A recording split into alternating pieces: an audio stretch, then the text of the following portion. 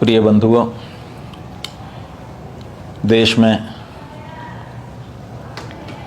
समस्याएं अनेक हैं।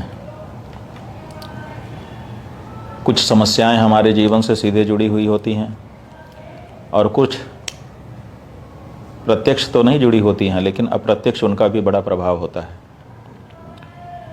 रोटी, कपड़ा, मकान, बिजली, पानी, सड़क, ये ऐसी समस्याएं हैं जो सीधे हमारे जीवन से जुड़ी हुई हैं।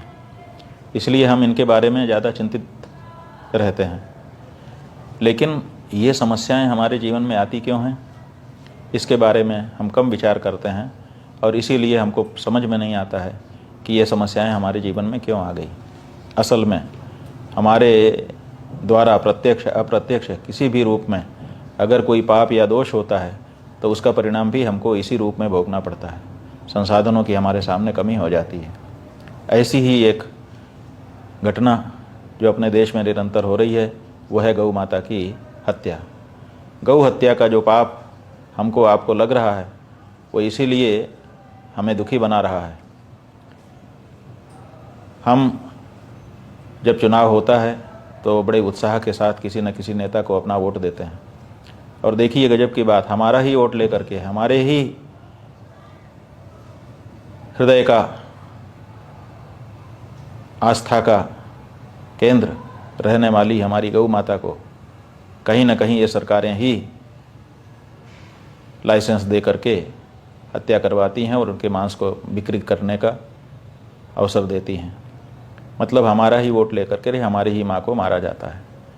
इसलिए हम लोगों ने ये सुनिश्चित किया था कि अब हिंदू ये तय करेगा कि हम किसी ऐसे दल को, किसी भी ऐसे दल के प्रत्याशी को वोट नहीं देंगे जो शपथ पूर्वक ये घोषणा न करे कि जीतने के बाद गौ माता की रक्षा के लिए वो कार्य करेगा। आपके राजस्थान में विधानसभा उपचुनाव हो रहा है। अंता पर इस समय मतदान होने वाला है। प्रत्याशी एक से एक आ चुके हैं, तरह तरह के सब्जबाग आपको दिखा रहे हैं, लेकिन गौ माता की रक्षा का वचन कोई नहीं दे पा रहा है।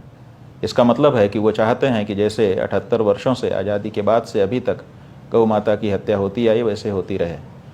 लेकिन आपके ही बीच का एक बालक नरेश मीणा वो आगे आया है और उसने शपथ पूर्वक ये उद्घोषणा की है, हमें भी वचन दे करके आश्वस्त किया है कि उसकी अगर विजय होती है तो वो गौ माता की रक्षा के लिए अपना सर्वस्व निछावर करेगा।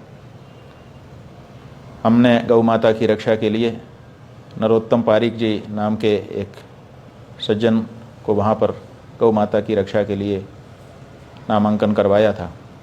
नरोत्तम पारीक जी बहुत ही सज्जन व्यक्ति थे और अंता विधानसभा क्षेत्र में उन्होंने पहले बहुत सारा कार्य भी किया था, लेकिन नरेश मीणा के पक्ष में उन्होंने अपना नामांकन वापस ले लिया है, ऐसी सूचना हमको मिली है। और वे भी चाहते हैं कि नरेश मीणा को समर्थन दिया जाए, जिससे नरेश मीणा विजयी होकर के राजस्थान की विधानसभा में गौ माता की रक्षा का वातावरण निर्मित करें। तो अंता क्षेत्र की समस्त मतदाता जनता से हमारा अनुरोध है कि नरेश मीणा को गौ माता की रक्षा के लिए वोट प्रदान करें। बिजली के लिए, पानी के लिए, सड़क के लिए, जाने किन किन मुद्दों के लिए आपने कितनी बार वोट किया है। एक बार गौ माता की रक्षा के लिए अंता विधानसभा क्षेत्र के लोग हमको गौ माता के लिए अगर वोट करेंगे तो निश्चित रूप से एक बहुत बड़ा संदेश पूरे राजस्थान में जाएगा, पूरे देश में जाएगा।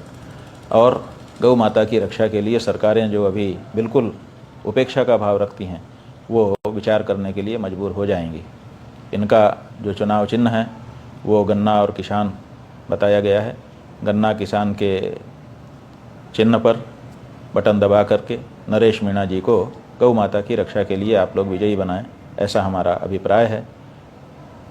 कितना आप स्वीकार करते हैं ये तो समय बताएगा, लेकिन हम बहुत ही हृदय से गहरा अनुरोध आपसे कर रहे हैं कि आप ये संदेश पूरे देश को अंता से प्रदान करिए। आपका दिया गया वोट केवल अंता में प्रभाव नहीं डालेगा, पूरे राजस्थान में और पूरे देश में संदेश भेजेगा कि गौ माता बहुत महत्वपूर्ण है और इनके लिए पार्टियों को विचार करना चाहिए। इसलिए अंता के एक एक मतदाता को गौ माता के लिए, पार्टियों की बात छोड़िए, गौ माता की रक्षा के लिए वोट करिए। यही हमारा कहना है। नारा है।